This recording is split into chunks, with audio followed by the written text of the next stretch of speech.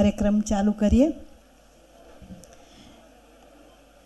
આપણા બ્રહ્માકુમાર જયેશભાઈ આપણી વચ્ચે છે.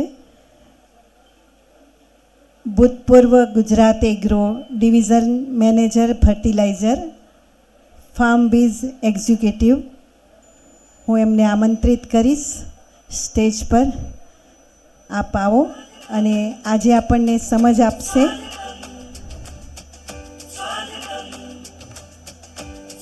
આપનું આ સેમિનારમાં ખૂબ ખૂબ સ્વાગત છે. સ્વાગત છે.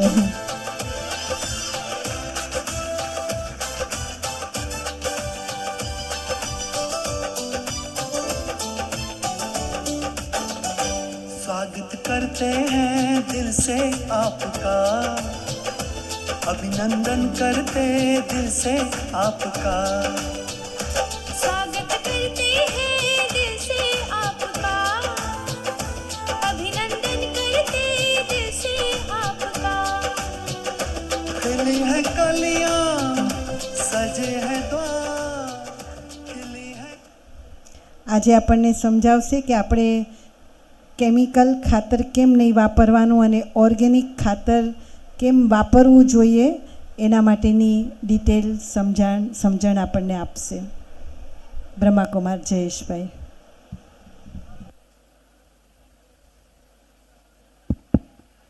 ઓમ શાંતિ, ઓમ શાંતિ, ઓમ શાંતિ. 2 દિવસ આ જ વસ્તુ જાણ્યો છે. એટલે હું બેને કહ્યું કે કેમિકલ ખાતર કેમ નહીં વાપરવા અને ઓર્ગેનિક ખાતર વાપરવા. આપણે 2 દિવસથી આ જ સાંભળીએ છીએ ને, અને તમે ખાલી સાંભળતા હતા જ.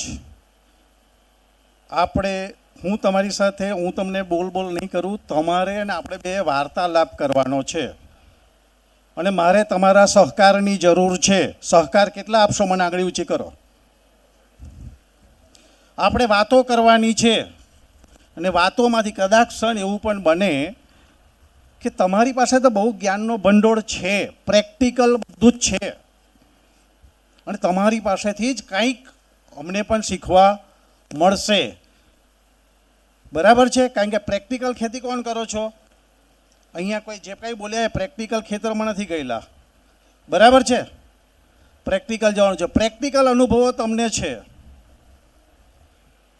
તો આપણે વાતો કરીશું, હું લેક્ચર નથી આપવાનો. બરાબર? તમને આ બધી જ ખબર છે, પણ આપણે અંદરથી જાગૃત થવાનું છે. મારે તમને જાગૃતતા લાવવાની છે. બાકી તમે જેમ કહેશો તો બધાને ખબર છે જીવામૃત બનાવવાનું છે, કેમિકલ ખાતર ખોટું છે, યુરિયા આપણે બહુ જ આપીએ છીએ, આ બધાને ખબર છે. ખબર છે કે નથી ખબર? છતાંય આપણે બધું નાખીએ છીએ. પણ આજે આપણે પ્રેક્ટિકલ જોવાનું છે. બરાબર? તો હવે તમે મને એવું કહો કે જો જમીનની અંદર આજે આપણી ધરતી માતા છે, એ પહેલાં તો ધરતી માતા બધા સ્વીકારે છે કે ધરતી માતા મૃત્યુ પામી છે અથવા તો ઓક્સિજન પર છે? આંગળી ઊંચીને કરીને જ કહેવાનું બધાએ, જો જેને લાગતું હોય સાચું એ. બરાબર છે? અને આજે આપણે આ બધું જે છે ને પાક માટે પહેલાં નથી કરવાનું, આ જીવામૃતને પણ આપણી માતાને જીવતી કરવાની છે. ઓક્સિજનમાં બરાબર આપી અને હવે વેન્ટિલેટરમાંથી બહાર કાઢવાના છે અને જીવતી કરવાની છે. જીવતી કરવા માટે તૈયાર છો? ઓકે, બરાબર. હવે આપણે એક વસ્તુ વિચારીએ કે આ ધરતી માતા જે છે એમાંથી કોઈ પણ જે છોડ ઉગે છે, કોઈ પણ છોડ, એ ઘાસ હોય, આપણો કપાસ હોય, શાકભાજી હોય, તુવર હોય, ગમે તે હોય, એને ખાતર તરીકે કયા તત્વો જોઈએ?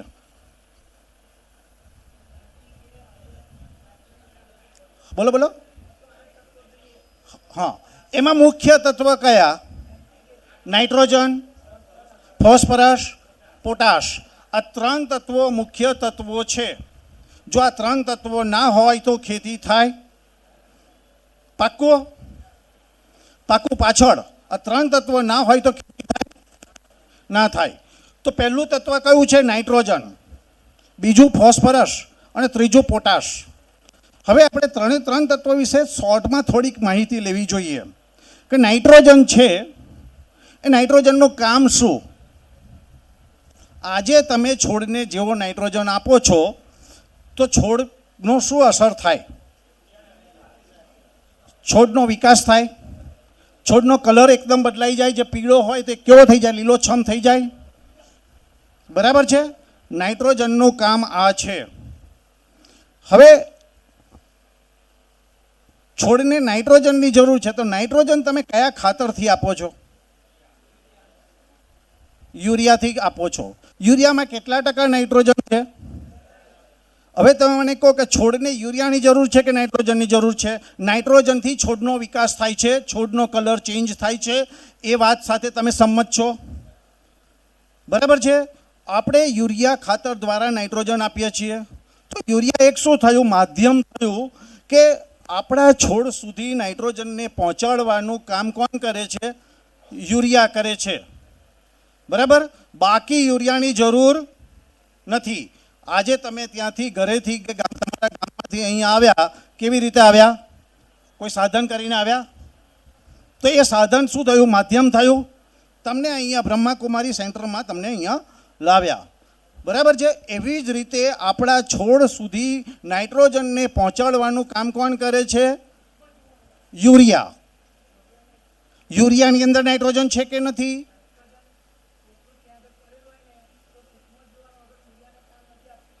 બરાબર છે. એક મિનિટ. આપણે યુરિયા વાપરો છો તમે? પહેલાં મને આંગળી ઊંચી કરીને કહો, કેટલા જણ યુરિયા વાપરે છે? તો હું તમને સમજાવવાનો એ પ્રયત્ન કરી રહ્યો છું કે આપણે પહેલાં યુરિયા હોય છે જ કે યુરિયા નાઇટ્રોજન આપણે યુરિયા ખાતર દ્વારા આપીએ છીએ. અને એ યુરિયા એ થેલીની અંદર, બેગની અંદરથી નાઇટ્રોજન આપણે લઈ જઈએ છીએ. 46% નાઇટ્રોજન તમે આપો છો. હવે આ યુરિયાની અંદર જો નાઇટ્રોજન ના હોય તો યુરિયાની કિંમત કેટલી? યુરિયાની અંદરથી નાઇટ્રોજન 46% કાઢી નાખવામાં આવે તો એની કિંમત કેટલી? 0. છતાં પણ આજે આપણને ખબર છે, છતાં પણ આપણે યુરિયા પાછળ ગાંડા થઈએ છીએ કે નહીં? જો યુરિયા ના મળે તો લાઈનમાં ઊભા રહીએ છીએ કે નથી ઊભા રહેતા? હવે તમે અહીંયા મને બહુ સરસ રીતે સાંભળો છો. હું આ શરીર મોઢા દ્વારા બોલી રહ્યું છે, પણ જો આ શરીરને ચલાવવાવાળી જે ચૈતન્ય શક્તિ છે, જેમ નાઇટ્રોજન યુરિયામાં હતો એમ આ ચૈતન્ય શક્તિ આ શરીરમાંથી નીકળી જાય તો આ બોડીની કિંમત કેટલી? 0. બરાબર છે. અત્યારે તમે મને બહુ સરસ રીતે સાંભળી રહ્યા છો, તમે મને સહકાર આપી રહ્યા છો, પણ જો એ ચૈતન્ય શક્તિ નીકળી ગઈ, જેને આપણે આત્મા કહીએ છીએ, એ નીકળી ગઈ તો આની કિંમત બિલકુલ નથી. તમે તરત જ એમ કહેશો કે હવે આ જયેશભાઈની બોડીને અહીંયાથી બહાર કાઢો. વાત સાચી કે ખોટી? તો હું એ જ કહેવા માગી રહ્યો છું કે જેવી રીતે યુરિયાની અંદર નાઇટ્રોજન જે નીકળી જાય તો યુરિયાની કિંમત જરાય છે નહીં. બરાબર. તે દિવસે સાહેબે કહ્યું હતું 270 રૂપિયાની બેગ છે, 2000 રૂપિયા સરકાર સબસિડી આપે છે, પણ એની કિંમત વેલ્યુ કોઈ નથી જો નાઇટ્રોજન વગરનું આવે તો કિંમત છે નાઇટ્રોજનની. હવે પ્રશ્ન થાય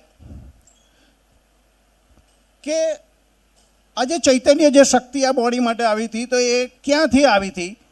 તો પરમાત્મા, પરમપિતા પરમાત્મા એના બાપ છે. એવી જ રીતે નાઇટ્રોજન ને પણ પરમાત્મા આપે છે. એ ખબર છે? હવામાં નાઇટ્રોજન છે, ખબર છે? કેટલા જણને ખબર છે? આંગળી ઊંચી કરીને કહો. હવામાં 78% નાઇટ્રોજન છે. હવે તમને ખબર છે કે યુરિયા બનાવતી કંપની નાઇટ્રોજન કેવી રીતે મેળવે છે? હવામાંથી મેળવે છે. હવામાંથી નાઇટ્રોજન એબ્સોર્બ કરે, કેમિકલ ટ્રીટમેન્ટ આપે અને એ દાણા સ્વરૂપમાં નીચે ફેરવાય અને બેગમાં ભરાય. બરાબર. હવે આ જે યુરિયા જે છે આપણે ખેતરના શેડે લઈને જ્યારે જઈએ નાખવા માટે તો મુઠ્ઠીમાં 5 મિનિટ જો યુરિયા રાખ્યું હોય તો શું થાય? 5 મિનિટમાં ઓગળી જાય. એટલે કે નાઇટ્રોજન જ્યાંથી આવ્યો તો ત્યાં પાછો જતો રહે છે. વાત સાચી? હવે 270 રૂપિયાનું જે યુરિયા છે, હવે આપણે યુરિયા ખેતરમાં નાખો છો કેવી રીતે? છોંટીને નાખો છો? તો આપણી પદ્ધતિ 2 જ હોય છે લગભગ. તો પહેલાં આજે આપણે લાગે કે આ ખેતરમાં મારી યુરિયા નાખવાનું છે, એને ખાતરની જરૂર છે અને પાણી વાળવાનું છે, એટલે પહેલાં યુરિયા લઈ આવીએ, પહેલાં યુરિયા છાંટી દઈએ. છાંટી દો એવું જ ને, પછી પાણી વાળીએ છીએ. આ જ પદ્ધતિ છે. હવે તમે મને કહો કે તમે યુરિયા છાંટી દીધું, પાણી ત્યાંથી ખેતરમાં આવતા કેટલો ટાઈમ લાગે? કલાક લાગે, અડધો કલાકે લાગે, 2 કલાક લાગે, લાઇટ જાય તો બરાબર છે. હવે જો મુઠ્ઠીની અંદર જો યુરિયા હતું એમાંથી નાઇટ્રોજન ઉડી ગયો, ઇવોપરેટ થઈ ગયો, તો આપણા ખેતરની અંદર જે છોટેલું યુરિયા છે એમાંથી કેટલા ટકા નાઇટ્રોજન ઉડી જશે? આપણા છોડને 270 રૂપિયામાંથી ફક્ત 50 રૂપિયાનો નાઇટ્રોજન છોડને મળે છે. આ વાત સાથે તમે સંમત છો? 250 રૂપિયા જેવો એ એંઠવાડામાં જાય છે. આજે યુરિયા તમે છોડને આપો, પછી કેટલા દિવસે આપો છો? પછી કેટલા દિવસે આપો છો? 15 દિવસ, મહિનો, બરાબર છે? 15 થી 20 દિવસ થાય. હવે એક એક્ઝામ્પલ આપું. તમે 3 દિવસથી તો અહીંયા બ્રહ્માકુમારી સેન્ટરમાં મસ્ત આવો છો, પરિચય થઈ ગયો તમને બધા સાથે, અહીંયા અમારા દીદી સાથે થઈ ગયો કે ના થઈ ગયો? હવે તમને અહીંયાથી દીદી તમને એક એવું મસ્ત આમંત્રણ આપે છે કે ભાઈ તમે જ્યારે પણ જાઓ અને જ્યારે અહીંયા તમારે બરોડામાં આવવાનું થાય અને 1 વીક રહેવાનું થાય, 10 દિવસ રહેવાનું થાય, તો તમારે કોઈ જગ્યાએ જવાનું નહીં, આ સેન્ટર પર આવી જવાનું. આપણે રહેવાની બધી જ વ્યવસ્થા તમને આપવામાં આવશે. કેવો ફર્સ્ટ ક્લાસ એસી હોલ છે, રહેવાની રૂમો પણ છે ઉપર, તમને બધી જ સગવડ આપવામાં આવશે. બરાબર છે? તો તમે આવો કે ના આવો? કારણ કે હવે તો એક પરિચય થઈ ગયો છે. હવે માની લો કે તમે અહીંયા આવો છો, અહીં આવી અને દીદી તમને બહુ ફર્સ્ટ ક્લાસ સ્વાગત કરે છે, તમને રૂમ આપી દે છે, બધું જ રહેવાનું. કે તમારે બરોડામાં ક્યાંય જવું હોય તો તમને ગાડીની પણ વ્યવસ્થા કરી આપે છે. પરંતુ દીદી અહીંયાથી તમને 2 શરત આપે છે. એની એક પહેલી શરત એવી છે કે તમે આવો છો, સ્વાગતની અંદર તમને બરાબર જમવાનું, ફૂલ ડીશ જમવાનું આપે છે. એટલી બધી વાનગીઓ બનાવીને આપે છે. અને દીદી એવું કહે છે કે હવે ભાઈ તમારે આ ફૂલ ડીશ બરાબર જમી લેવાની, પછી 10 દિવસ તમે જે રહો ત્યાં સુધી તમારે ઉપવાસ કરવાનો. નાસ્તો બાસ્તો પછી નહીં મળે, બાકી બધી સગવડ. તો ઉપવાસ કેટલા જણ કરશે? ઉપવાસ કેટલા જણ કરશે?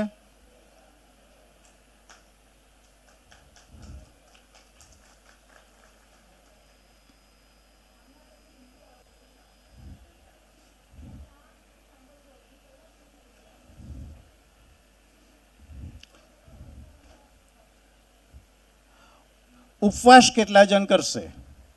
નહીં થાય. માની લો બહેનો પણ છે, ઉપવાસ તો કરે જ છે, ક્યારેક ક્યારેક કરો છો કે નહીં? 10 દિવસ ઉપવાસ કરી લીધો, અહીંયા રહેવાનું છે, દીદીએ કહ્યું છે ચાલો કરી નાખીએ, કંઈ વાંધો નહીં. હવે ઉપવાસ કર્યો, 10મા દિવસે શું પરિસ્થિતિ હશે તમારી?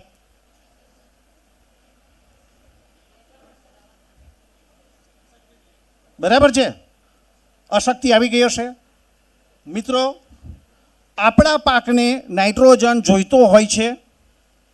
આપણે યુરિયા દ્વારા આજે આપ્યો, પછી 10 દિવસ પછી કે 15 દિવસ પછી આપણે યુરિયા દ્વારા પાછો નાઇટ્રોજન આપીએ છીએ. જો તમે આજે નાઇટ્રોજન આપ્યો હોય એટલે આપણા છોડને બીજા જ દિવસે બહુ ફર્સ્ટ ક્લાસ લીલોછમ થઈ જાય, વધી જાય. એની અસર બીજો, ત્રીજો, ચોથો, 5મા 5-6 દિવસ સુધી બહુ ફર્સ્ટ ક્લાસ રહે. પછી ધીરે ધીરે છોડ વિલાવા લાગે. આ વાત સાચી કે ખોટી? છોડમાં અશક્તિ આવવા લાગે. બરાબર? હવે આ છોડને 10-15 દિવસ પછી જો આપણે યુરિયા દ્વારા નાઇટ્રોજન એને ખાવાનું આપીએ તો ત્યારે તો એ છોડ વિલાયેલો જ હોય, અશક્ત હોય. અને એ સમય દરમિયાન જો આપણા પાકની અંદર કોઈ રોગ જીવાત એ આવે તો પહેલી અસર કોને થાય?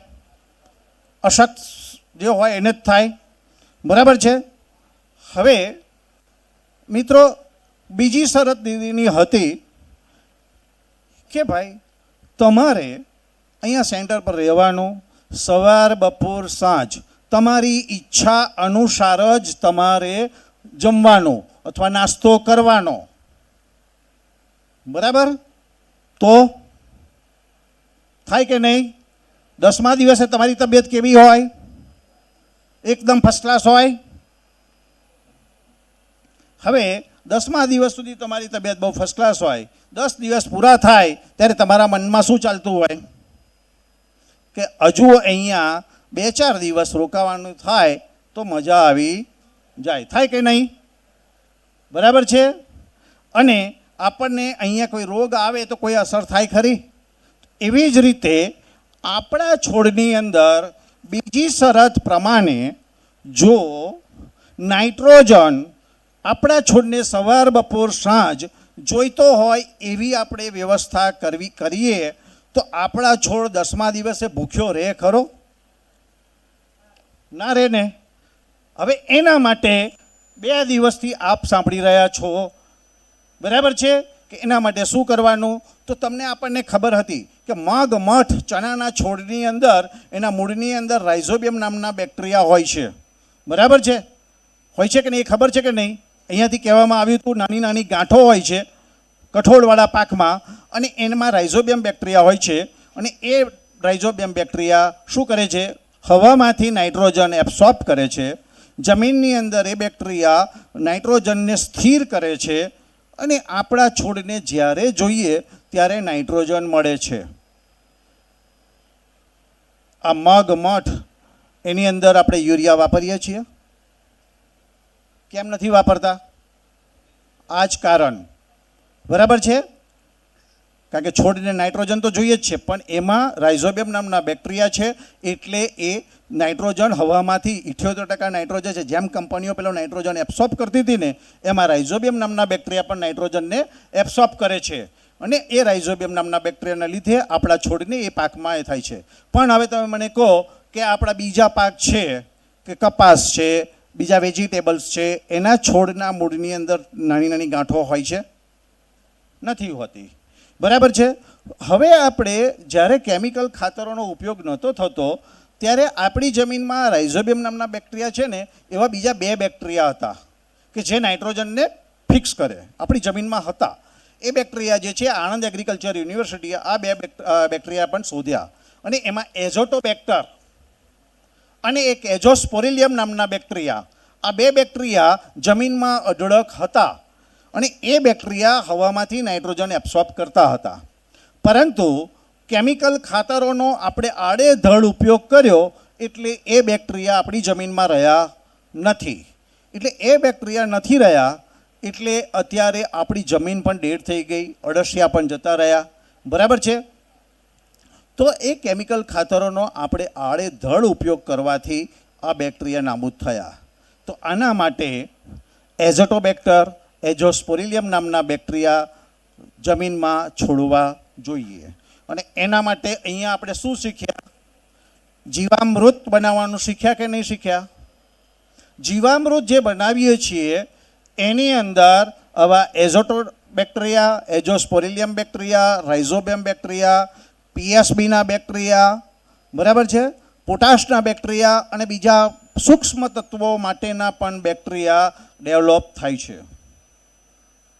હવે આ જીવામૃત જો આપણે આપણા ખેતરમાં આપીએ તો આપણા ખેતરની અંદર બેક્ટેરિયા જો તમે છોડશો તો એ કરોડોની સંખ્યામાં ડેવલપ થશે, અને હવામાંથી નાઇટ્રોજન ફિક્સ કરશે, અને આપણા છોડને સવાર બપોર સાંજ બીજી શરત પ્રમાણે જીવામૃતમાં રહેલા બેક્ટેરિયા આપણને આપશે, બરાબર. એટલે કે બીજા અર્થમાં એવું કહીએ કે આપણા ખેતરની અંદર યુરિયા માટેની મિની ફેક્ટરી ઊભી થાય. તો હવે આપણે યુરિયા વાપરવું જોઈએ કે ના વાપરવું જોઈએ? વાપરવાના તો ખરા જ, બોલો તમે, વાત સાચી કે ખોટી? ભલે આપણે અહીંયા આ કહીએ છીએ, બરાબર, પણ ભલે તમે વાપરો, પણ અમારી એક વિનંતી છે, કારણ કે આ જ્યાં સુધી અનુભવ ના થાય ને ત્યાં સુધી આપણે એક્સેપ્ટ ના કરીએ, બરાબર છે. અનુભવ ક્યારે થાય? તો તમે જે પણ ખાતરમાં ખેતી કરો છો એમાંથી અડધું વીઘું કેમિકલ ખાતર બંધ કરી દો અને એમાં બેક્ટેરિયા વાપરો. બીજાની અંદર શું કરો? બેક્ટેરિયા તો વાપરો, પણ કેમિકલ ખાતર જે છે ને, તમે આપણે યુરિયા કેટલું વાપરીએ છીએ? 1 વીઘામાં 2-3 થેલી વાપરીએ છીએ, એને અડધું કરી દો. અડધો વીઘું તો એકદમ એમને જ, પણ અડધા બીજામાં તમે જે ખેતી કરતા હોય એમાં 50% કરી દો યુરિયા, બરાબર છે, અને બેક્ટેરિયા વાપરો. પણ હવે કાળજી શું રાખવાની? તો કે બેક્ટેરિયા જે એટલે કે જીવામૃત વાપરો તો કેમિકલ ખાતર આપવાની જે ગાળો છે એ 48 કલાકનો ગાળો મિનિમમ રાખવો પડે. અને પાણી આપવાની પદ્ધતિ થોડીક બદલવી પડે. પાણી આપવાની પદ્ધતિમાં એવું કરવું પડે કે આપણે બેક્ટેરિયા જ્યારે આપવાના થાય છે ત્યારે શું કરવું પડે, પહેલાં પાણી વાળવાનું, ખાતર નહીં આપવાનું. પાણી જ્યારે જવા દો ત્યારે એની સાથે જીવામૃત જવા દો, અને જ્યારે જીવામૃત જવા દો ત્યારે એ ખેતરમાં ફેલાઈ જાય, બેક્ટેરિયા ફેલાઈ જાય. 48 કલાક થાય એટલે આપણા ખેતરમાં વરાપ થાય. વરાપ થાય કે ના થાય? વરાપ થાય ત્યારે યુરિયા જે છે અડધું એટલે એકદમ નાની ચપટી, જે પહેલાં મુઠ્ઠીથી છાંટતા હતા એ નહીં, નાની ચપટી લઈ અને જમીનમાં ભેજ હોય, છોડના ફરતે થોડોક દૂર યુરિયા મૂકી દેવાનો. તો એ ભેજના સંપર્કમાં આવશે, તરત ઓગળી જશે અને નાઇટ્રોજન એ આપણા છોડને મળશે. એટલે કે આપણા પૈસાનો ખર્ચ બચી જશે. હવે હા, બરાબર, સારો પ્રશ્ન છે કે હવે એ યુરિયા નાખ્યું, મેં છાંટવાની ના પાડી, છોડના રૂટના મૂળના ફરતે નાખવાનું. હવે 48 કલાકની અંદર તમારા જ્યારે બેક્ટેરિયા જશે ને ત્યારે આખી જમીનમાં ફેલાશે. છોડના મૂળ આગળ પણ હશે, છોડના બે ચાસ છે એની વચ્ચે પણ બેક્ટેરિયા હશે. હવે નાઇટ્રોજનને મેં તમને ક્યાં નાખવાનો કહ્યો? છોડના ફરતે, અને ચપટી જ નાખવાનો છે. એટલે નાઇટ્રોજન ક્યાં જશે? 6 ઇંચમાં જ ફરશે મૂળની આજુબાજુ. છોડ એબ્સોર્બ કરશે, ત્યાંના બેક્ટેરિયા ડેડ થશે, પણ બીજા બેક્ટેરિયા બે ચાસની વચ્ચે તો ડેવલપ થઈ જ ગયા છે કરોડોની સંખ્યામાં. જ્યારે જેવી 3 દિવસ પછી નાઇટ્રોજનની અસર પૂરી થશે એટલે પહેલાં બેક્ટેરિયા પાછા મૂવ થઈને ત્યાં છોડને નાઇટ્રોજન આપશે. વચ્ચે તો નાઇટ્રોજન ફિક્સ કરે જ છે, એટલે એ બેક્ટેરિયા મલ્ટિપ્લિકેશન એનું થશે. આ મેં તમને કઈ જગ્યાએ કહ્યું? તમને અત્યારે વિશ્વાસ નથી આવતો એટલે આપણે બીજા ખેતરમાં પણ આપણે જ્યારે એક અડધું વીઘું તો એક ટેસ્ટ એ કરવાનો છે કે બિલકુલ આપણે ખાતર નહીં નાખવાનું, ફક્ત આ જીવામૃત બનાવવાનું.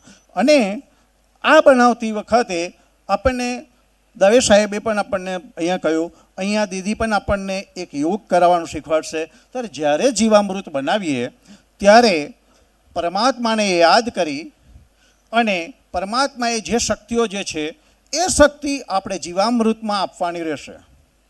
અને જીવામૃતમાં જ્યારે 5 મિનિટ એ શક્તિમાં આપવા માટે કોઈ મહેનત કરવાની નથી, મન અને બુદ્ધિથી પરમાત્માને યાદ કરી અને આ જીવામૃતની અંદર એઝોટોબેક્ટર, એઝોસ્પોરિલિયમ, રાઇઝોબિયમ, પીએસબી, આ બધા જ જે બેક્ટેરિયા જે આપણા ઉપયોગી છે, આ બેક્ટેરિયા જમીનમાં ગયા પછી કરોડો અબજો સંખ્યાની અંદર ડેવલપ થાય. એ એટલી બધી શક્તિ ધારણ કરે કે હવામાંથી નાઇટ્રોજન પણ બહુ સરસ રીતે એબ્સોર્બ કરે અને મારી જમીનમાં એ નાઇટ્રોજન સ્થિર થાય. એવી પરમાત્મા પાસેથી શક્તિ આપી અને એને આપણે યોગ શક્તિ કહેવાનું કહીએ છીએ. તો એ શક્તિ આપણે આપવી. જ્યારે જીવામૃત બનાવીએ ત્યારે આપવાનું, અને જ્યારે જીવામૃતને જમીનમાં જ્યારે પાણી સાથે છોડીએ ત્યારે પણ પરમાત્માને ખેતરમાં આ જ રીતે શક્તિ આપવાની કે હે પરમાત્મા, આ જે બેક્ટેરિયા હું છોડી રહ્યો છું જીવામૃત, એ પાણી સાથે આખા ખેતરની અંદર ફેલાઈ જાય, બરાબર, અને એટલા બધા ડેવલપ થાય અને નાઇટ્રોજન હવામાં જે તમે આપ્યો છે એ જ નાઇટ્રોજન આપણા પાકને મળે અને મારો મોલ બહુ જ સારો થાય. આવું યોગ આપણે આપી અને જીવામૃત કરશું તો એમાં એકદમ તાકાત આવશે, બરાબર. તો આપણે એઝોટોબેક્ટર, એઝોસ્પોરિલિયમ અને રાઇઝોબિયમ જે નાઇટ્રોજન ફિક્સ કરે છે એના માટેની આ વાત કરી. હવે ફોસ્ફરસ જે તત્વ છે, તો ફોસ્ફરસની અંદર માટે કયું ખાતર આપણે વાપરીએ છીએ? ફોસ્ફરસ માટે ડીએપી વાપરો છો. ડીએપીની એક બેગ કેટલા રૂપિયાની છે? 1350-1400 રૂપિયા હશે, બરાબર છે. મને તમે સચ્ચાઈથી દિલથી કહેજો કે આજે તમે ખેતરમાં ડીએપી નાખ્યું, પાયામાં નાખો છો, બરાબર છે. ડીએપી કેટલી થેલી એક વીઘામાં નાખો છો? 1 થેલી મિનિમમ. 1 થેલી ડીએપી તમે નાખો છો. પાક તમારો જ્યારે પૂરો થઈ જાય છે પછી ઊંડી ખેડ ખરો છો ત્યારે ડીએપીના અડધા ઓગળેલા દાણા જોવા મળે છે. આંગળી ઊંચી કરીને કેટલા જણે જોયા છે? આ વાત હું સાચો ખોટો નથી ને? બરાબર છે. ડીએપીના અડધા ઓગળેલા દાણા છે. આ ડીએપીની અંદર જે 1350 રૂપિયાનું ડીએપી હતું એમાંથી 350 રૂપિયાનો જે ફોસ્ફરસ છે ને એ આપણો છોડ ખાય છે. 1000 રૂપિયા આપણી જમીનમાં પડી રહે છે. આ વાત સાથે તમે સંમત? હવે 1000 રૂપિયા પડી રહે છે, બરાબર છે. હવે આ ફોસ્ફરસ ડીએપીમાં ઓગળ્યા વગરનો જે છે ને એ ક્યારેય પછી આપણે વાપરી શકતા નથી. હવે તમે એક ખાલી હિસાબ લગાવો કે એક વર્ષની અંદર તમે ડીએપીની કેટલી થેલી બધી જમીન માટે લાવો છો, ખરીદો છો? 1 વીઘામાં એક, કોઈને 10 વીઘા હોય તો 10 થેલી, કદાચ સિઝનમાં 2 પાક લેતા હશો તો 2 વખત લાવતા હશો, બરાબર છે? તો આખા વર્ષમાં કેટલી જનરલી કેટલી લાવો છો? 20, 30, 40, 50 જમીન પ્રમાણે જ બધા લાવતા હશે, પણ એવરેજ કેટલી આવે? 20 ખરી? ઓકે, આપણે 20નો હિસાબ કરીએ તો એક વર્ષની અંદર આપણે આપણી જમીનની અંદર 20,000 રૂપિયા નાખી દઈએ છીએ. સંમત? 20,000 રૂપિયા જાય. આપણે જોઈ લો છે ડીએપી ઓગળ્યા વગરનો અંદર પડી રહે છે. હવે હિસાબ લગાવો આગળનો કે 10 વર્ષનો જ હિસાબ લગાવો તો 10 વર્ષ, એક વર્ષમાં જો 20,000 રૂપિયા જાય તો 10 વર્ષમાં કેટલા ગયા? 2 લાખ રૂપિયા આપણા જમીનમાં જતા રહ્યા. એ આપણે ક્યારેય વાપરી શકતા નથી. જો એ પૈસા બેંકમાં મૂક્યા હોત તો, એસઆઈપી કરાવી હોત તો, સોનું લીધું હોત તો, બરાબર બેનો? તો આપણે આ ડીએપીના અડધા ઓગળેલા અંદર દાણા પડી રહ્યા છે અને એ ફોસ્ફરસ અલભ્ય સ્વરૂપમાં પડી રહ્યો છે. કેવો? અલભ્ય સ્વરૂપમાં. હવે એને લભ્ય સ્વરૂપમાં ફેરવવો હોય અને તો જ એ છોડને મળે. અને આ લભ્ય અને અલભ્ય કંટાળો આવે છે. આ લભ્ય અને અલભ્ય હું જ્યારે ભણતો હતો ને, એગ્રીકલ્ચરમાં જ ભણતો હતો, ત્યારે અહીંયા પ્રોફેસરો આ બધા મને ભણાવતા હતા ને ત્યારે કાંઈ સમજણ પડતી નથી. પણ તમારી જોડે જ્યારે પછી આવ્યો ને ત્યારે મનમાં થયું કે લભ્ય અને અલભ્ય શું? હું લભ્ય અને અલભ્ય એક સરળ રીતે બહુ સમજાવું કોને કહેવાય. તો હું સર્વિસ કરતો હતો ગાંધીનગર. એટલે હું ને મારા મિસિસ ત્યાં ગાંધીનગર રહેતા હતા. અને મારી મિસિસ આમ રોજ કયા કરે કે તમે સરકારી નોકરી કરો કે કોઈ પણ નોકરી કરો એટલે શનિ રવિ તમારે રજા તો હોય જ. હોય કે ના હોય રજા આપણી? હા. પણ એમનો પ્રશ્ન શું હતો કે તમારે તો રજા હોય પણ તમારે રજા હોય છે કોઈ દિવસ જમવાનું બનાવવાની? રવિવારે હોય કે કે ભાઈ આપણે આજે નહીં બનાવવાનું? બનાવવું જ પડે છે ને જમવાનું પાછળ, કે રવિવારે રજા મસ્ત હોય છે? તો રવિવારે એમને તો કોઈ દિવસ રજા નહીં. તમે નિવૃત્ત આપણે થઈએ તો નિવૃત્ત થયા પછી ઘેર આરામ જ કરવાનો. તમે નિવૃત્ત થાવ છો? નથી થતા. એટલે મારી મિસિસ મને રોજ આવું કયા કરે. એટલે મને એક દિવસ એવું થયું કે વાત તો એની 100% સાચી છે. બોલો સાચી છે કે ખોટી? સાચી હોય તમે કહો, બરાબર છે? એટલે મને એવું થયું કે એની વાત હરી સાચી છે. એટલે એને મેં એવું કહ્યું કે ચાલ તું ચિંતા ના કરીશ, આવતો હવે જે રવિવાર આવશે તે દિવસે તારે રજા. એટલે પાછું એને મને કહ્યું બહાર નહીં લઈ જવાની મને. અરે મેં કહું હું તો બાબાનો બચ્ચો છું એટલે બહાર તો ખાવું જ નહીં, એટલે બહાર તને નહીં લઈ જાઉં, ચિંતા ના કરીશ, હું ઘરે તને બનાવીને ખવડાવીશ. એટલે રવિવારથી મેં ઇન્સ્ટ્રક્શન તો એને આપી દીધી. એટલે રવિવાર આવ્યો, સવાર પડ્યું એટલે મને ચા પીતા પીતા કહે છે, સવાર ચા તો મેં જ મૂકી, પછી મને કહે છે કે આજે યાદ છે ને? વાહ ચોક્કસ આજે યાદ છે. ઓકે. એટલે પછી તો એ બહેન જઈને આખો દિવસ ફર્સ્ટ ક્લાસ ટીવી જોવે, બહાર બહેનપણીઓને મળે, બરાબર છે? અને આપણે રસોઈ બનાવવા માટે રસોઈ કમિટમેન્ટ હતું ગયા.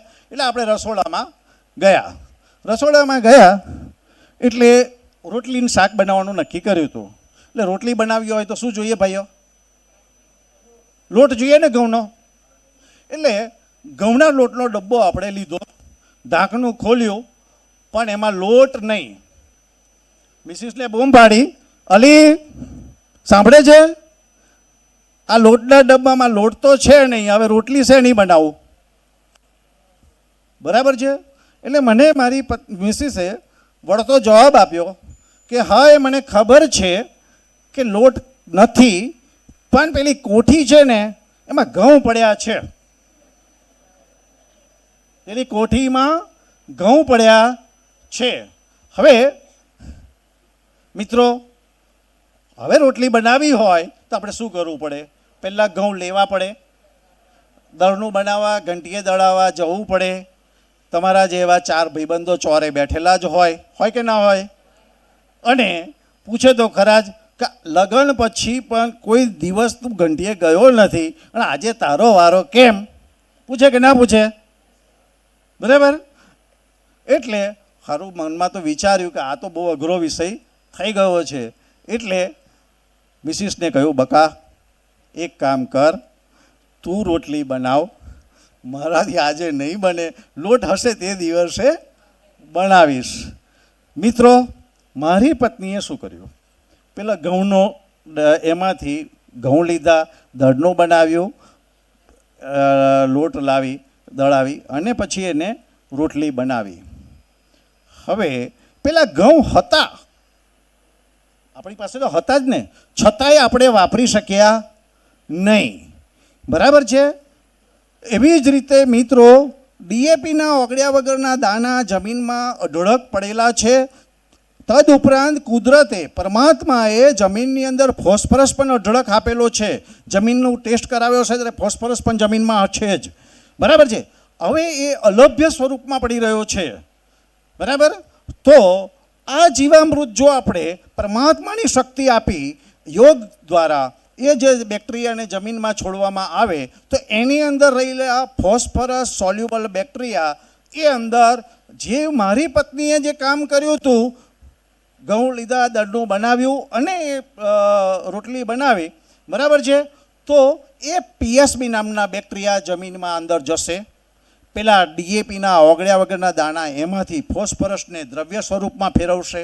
જમીનમાં પરમાત્માએ આપેલા ફોસ્ફરસને પણ દ્રવ્ય સ્વરૂપમાં ફેરવશે અને એ આપણા છોડને ફોસ્ફરસ આપશે. એટલે કે જીવામૃત એ મારી પત્નીએ જે કામ કર્યું હતું એ જ કામ આ બેક્ટેરિયા કામ કરે છે. તો હવે જીવામૃત આપણે વાપરવું જોઈએ કે ના વાપરવું જોઈએ?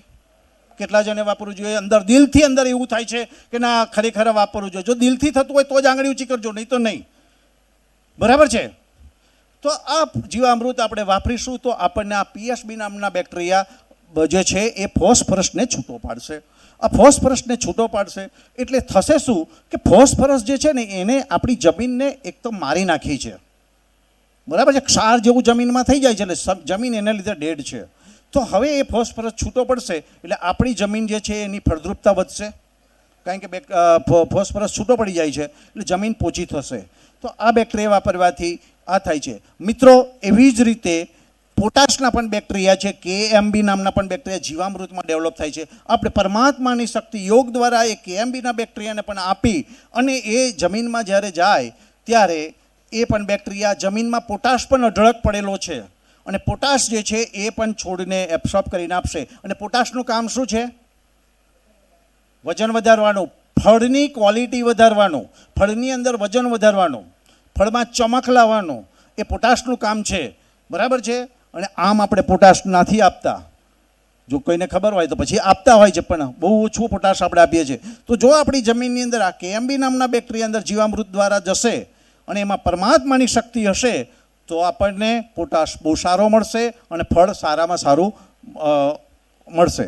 મિત્રો, આ જ રીતે આપણે જીવામૃત, ઘન જીવામૃતને પણ યોગ શક્તિ આપણે આપી જમીનમાં છોડવાના અને આ જે રીતે કરીએ તો આપણને સારામાં સારા બેક્ટેરિયા આપણી જમીનમાં થશે અને કેમિકલ ખાતરોનો ઉપયોગ ઓછો થશે. આપણે ડીએપી જે એક થેલી વાપરીએ છીએ ને, ડીએપીનો અસલ ડોઝ જે છે ને એ અમુક પાક પ્રમાણે અલગ અલગ છે, પણ વીઘામાં 10 કિલો 15 કિલો વધારે હોતો નથી, પણ આપણે છતાંય એક થેલી નાખી દેતા હોઈએ છીએ. તો મિત્રો, આ રીતે આનો ડોઝ આપણે ઓછો કરીએ તો આપણો ખર્ચ ઘટશે.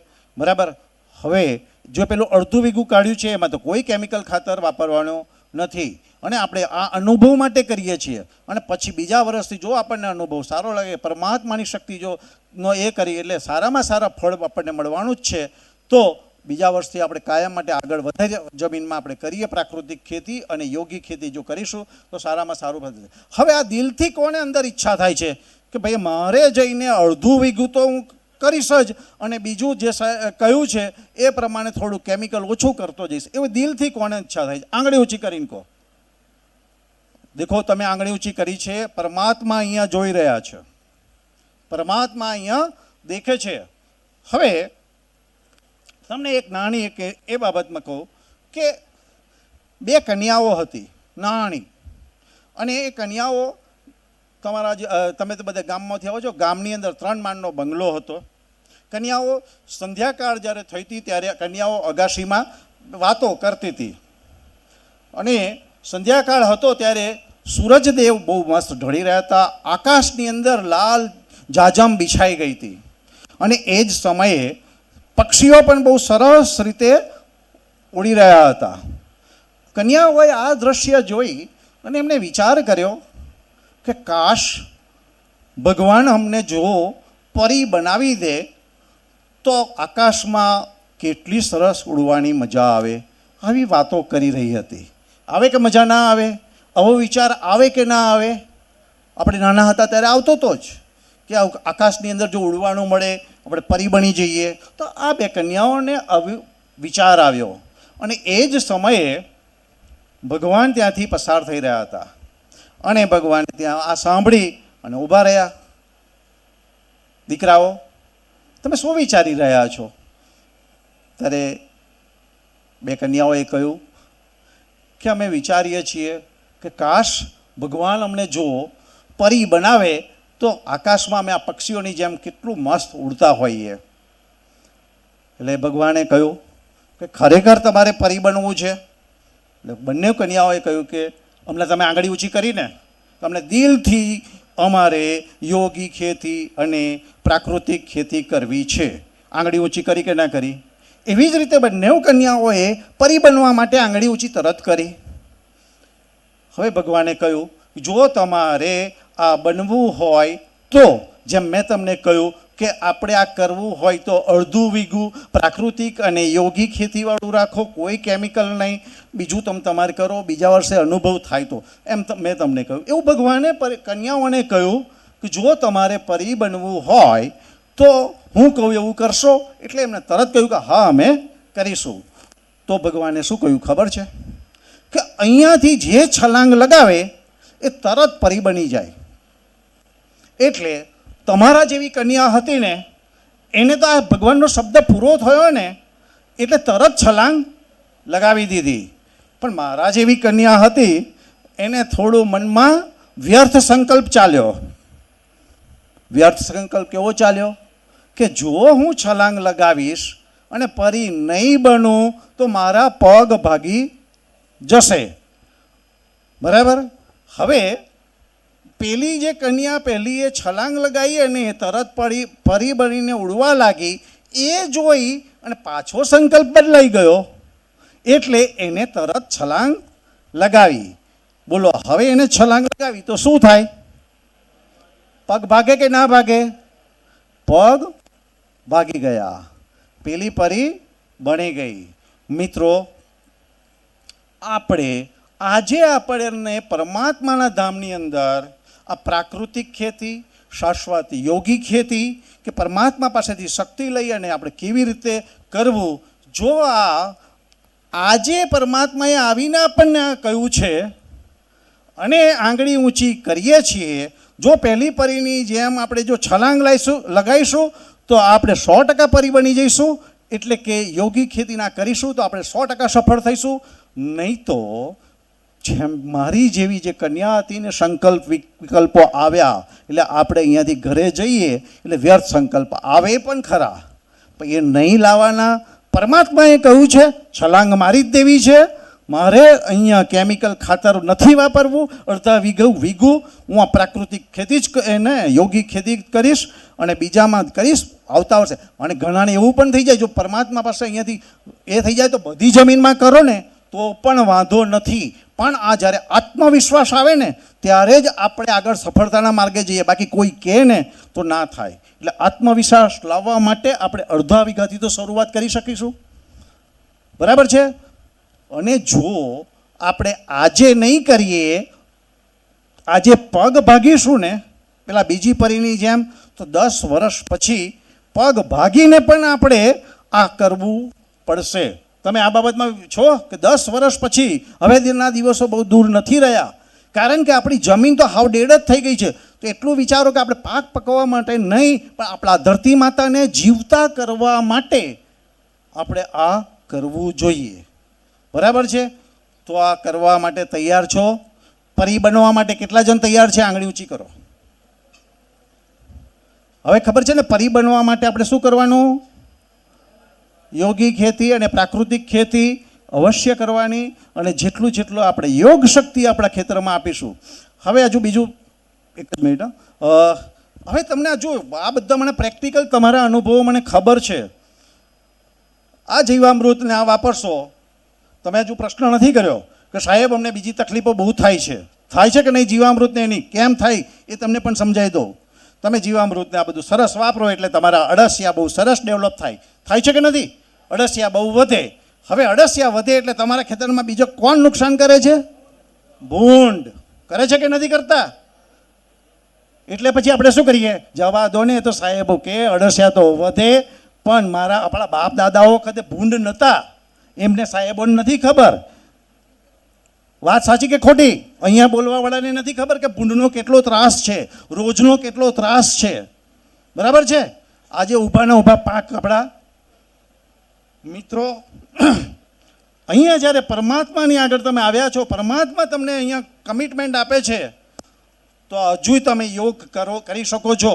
તમે તમારા ખેતરની અંદર રોજ જઈ 5 થી 10 મિનિટ પલાઠી વાળીને બેસવાનું, આસન પાથરીને, અને પરમાત્માને જે શક્તિઓ છે, અહીંયા તમને દીદી શક્તિ મેળવવાનું પણ બતાવશે, તો એ પરમાત્માની જે શક્તિ છે ને એ મેળવી અને જે યોની એટલે કે ભૂંડની જે યોની છે એ મારા પાકની અંદર નુકસાન કરે છે, જો તમે એને રોજ વાઇબ્રેશન આપશો કે હે પરમાત્મા, આ યોની જે છે એ અહીંયા મારા ખેતરમાં નુકસાન કરે છે, તો એને શાંતિ આપ, સુખ આપ, એને પણ બીજી જગ્યાએ ખાવાનું મળી રહે છે, અહીંયા કોઈ નુકસાન કરે નહીં. આવું જો વાઇબ્રેશન આપણે રોજ આપીશું તો હું તમને કહું છું કે 2 થી 3 મહિનાની અંદર તમારા ખેતરની અંદર ભૂંડ આવતા બંધ થશે. આવશે તો પણ નુકસાન નહીં કરે. અને શાશ્વત યોગીની અંદર એટલા બધા ખેડૂતોના અનુભવ છે. એમાં એક અનુભવ તમને એક એક્ઝામ્પલ, ચિત્તોડગઢની અંદર એક ખેડૂત છે, એને જામફળની ખેતી બહુ કરી. જામફળ છે, લગભગ 2-1000 છોડ એના જામફળના છે, પણ એને પ્રોબ્લેમ શું? ત્યાં હીડા, પોપટ આવે ને, પોપટ એ બધા જામફળને કોચી નાખે, માર્કેટમાં લઈ જવા જેટલા જામફળ એ ના હોય. પણ જ્યારથી આબુથી જ્યારે આ શાશ્વત યોગી ખેતીનું એને જ્ઞાન આપવામાં આવ્યું, એને મળ્યું, ત્યાર પછી એ યોગ કરતો થયો અને એને એવું નક્કી કર્યું કે 2000ની અંદરથી 50 છોડ એ ઈડા માટે રાખવાના, અને પરમાત્માને એ શક્તિ પરમાત્મા પાસેથી શક્તિ લઈ અને એ યોની, એ પક્ષીઓને યોનીની શક્તિ આપી અને એમને એવા વાઇબ્રેશન આપ્યા કે તમે ખાઓ, તમારા માટે જ છે, પણ આ 50 છોડ છે ને એમાં જ તમે ખાઓ. 50 છોડના જે ફળ છે એમાંથી તમારા માટે છે. બરાબર? આ યોગ કરવાથી તમે નહીં માનો, બાકીના બધા એ 50 છોડમાં જ એ પક્ષીઓએ ખાધા, બાકીના કોઈ એમાં નહીં. એના ફળ, જામફળ છે એ સારામાં સારા અને સારામાં સારું એને ઉત્પાદન મળતું થઈ ગયું. તો બોલો, આ પરમાત્માની જે શક્તિ છે, તો આપણે એને તાળીઓથી વધાવી જોઈએ કે ના વધાવી જોઈએ? તો મિત્રો, આ જે યોગની જે શક્તિ છે ને એ જેટલી આપણે આપણા ખેતરમાં આપીશું, દરેક યોડીઓમાં આપીશું, નુકસાન કરતા ને પણ આપણે કહીશું કે એ ના નુકસાન કરે, અને બેક્ટેરિયાને પણ જો તાકાત આપીશું તો આપણા ખેતરની અંદર બહુ જ સારામાં સારું થશે. ઓમ શાંતિ. આપે મને બહુ શાંતિથી, સરળ રીતે બહુ સાંભળ્યો, એ બદલ આપનો હું ખૂબ ખૂબ આભારી છું. ઓમ શાંતિ. Thank you.